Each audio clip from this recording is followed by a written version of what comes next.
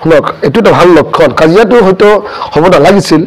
কিন্তু দলৰ পাৰ্টিৰ কাৰণে প্ৰাৰ্থীৰ কাৰণে অভাৱ নাই তাতে সেইটো সমষ্টিত আমাৰ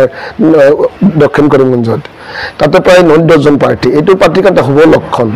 মই ভাবোঁ এনেকুৱা পাৰ্টিত একটু অলপ চলপ হৈ থাকে কাৰণ সমৰ্থকসকলে প্ৰাৰ্থীবিলাকৰ চবৰ কাৰোবাৰ নহয় কোনো সমৰ্থক থাকেই সমৰ্থকৰ চবৰ মত একেও নহ'ব সেই মত এক নোহোৱাৰ কাৰণে এই কাজিয়াটো হৈছে সেইটো পাৰ্টিৰ কাৰণে এটা হ'ব লক্ষণ কিন্তু মই এজ এ কংগ্ৰেছী এজ এ মই তৃণমূল স্তৰৰ এজন কংগ্ৰেছ কৰ্মী যে মই যিমান কংগ্ৰেছ পাৰ্টিৰ যিবিলাক সমৰ্থকক মই অনুৰোধ জনাওঁ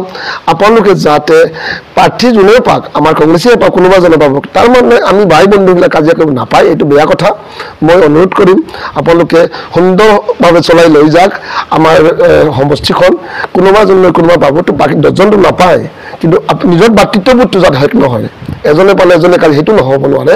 আমাৰ পাৰ্টিৰ সংবিধানো নহয় এইটো আমাৰ পাৰ্টিৰ আইডিঅলজিও নহয় এইটো তো মই ভাবোঁ সেইটো এটা সমৰ্থকৰ মাজত হৈছে নেতাৰ মাজত হোৱা নাই সমৰ্থক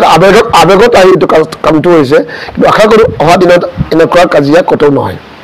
ঠিক ধন্যবাদ